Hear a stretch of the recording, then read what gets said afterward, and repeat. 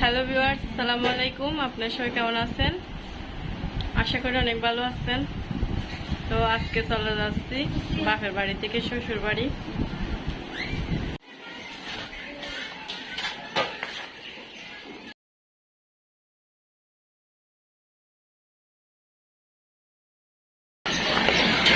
আমি আপনাদের দয়ালার মতন এদিকে মেজবাই হাসতেছে।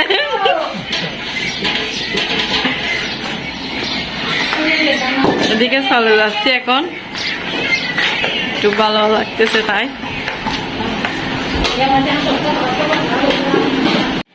এই যে এদিকে ব্যাগপত্র আর আমার ওষুধপত্র সবগুলা নিয়ে নিছি। সবাই ঘুমাচ্ছে, এদিকে একা একা চলে যাচ্ছি।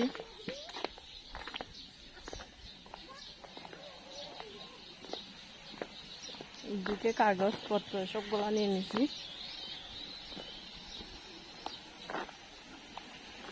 তো সবাই দোয়া করবেন, আজকে শ্বশুর বাড়িতে যাচ্ছি, একটু ভালো লাগতেছে তাই। গাড়ি পাই কিনা জানি না, আজকে আবার বাজার বারও আমাদের এদিকে।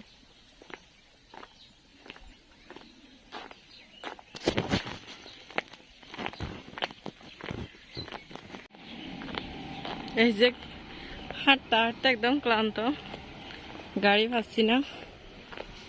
আর এদিকে আম গাছে দেখেন কতগুলো আম, তেঁতুল, কাঁঠাল সব দেখেন।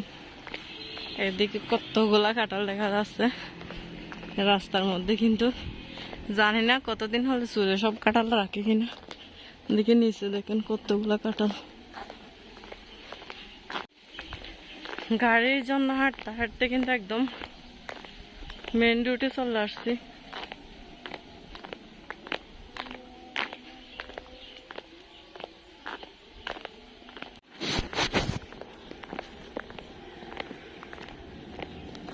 এই যে ভিউয়ার্স দেখতেছেন, ধান শুকাইতে দিছি। এদিকে শুকনা মাছ শুকাইতে দিছি। এই যে শুকনা মাছগুলা একদম ইয়া হয়ে গেছে, কিছুদিন থাকছিল, রোজাতে নিছিলাম, এই জন্য রোজার আগে, রোজাতে খাওয়া যায় নাই কিছুদিন, এতের দিনে জন্য।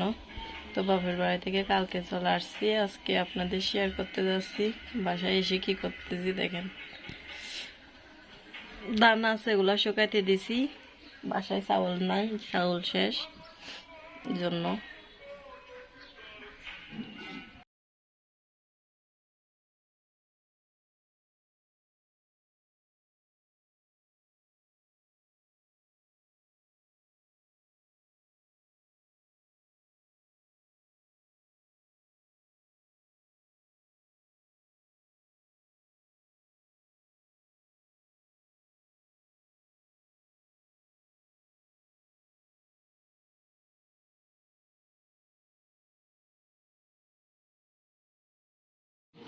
এই যে ভিউয়ার্স দেখতেছেন বড়ি গাছের কি অবস্থা, সেটাও শেয়ার করতেছি আপনাদের। বড়ি গাছ কিন্তু কেটে দিছি বড়ই খাওয়ার পর, আর গাছের তেলগুলা অনেকগুলা কাজে লাগিয়ে ফেলছে। বাকি যেগুলো আছে ওগুলা ময়লা নিচে, এগুলো এখন পরিষ্কার করে নেব, সেগুলো আপনাদের শেয়ার করতেছি। এগুলা নিয়ে ফেলবো। এখানে আর যে শিম গাছ ছিল, শিম গাছগুলো কেটে ফেলছে, কিন্তু অনেকগুলো শিম কিন্তু এখন এখানে নিচে রয়ে গেছে, যার কারণে বৃষ্টি হওয়াতে শিম গাছগুলো জ্বালাই গেছে, নতুন করে শিম গাছ উঠতেছে। দেখেন ছোট ছোট অনেকগুলো আছে এদিকে, এদিকে দেখেন অনেকগুলো, আর ওইদিকেও আছে অনেকগুলো, জ্বালাই গেছে এরকম। তো এখানে অনেকগুলো শিম এখনো পড়ে আছে, যেগুলা আমাদের এখনো নেওয়া হয় নাই, যার কারণে এখানে শিম গাছ গজাই গেছে।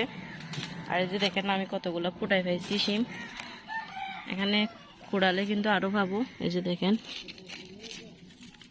দেখছেন শিমগুলা কিন্তু এখনো গিয়া আছে, বৃষ্টি খাওয়ার পরও ভালো আছে।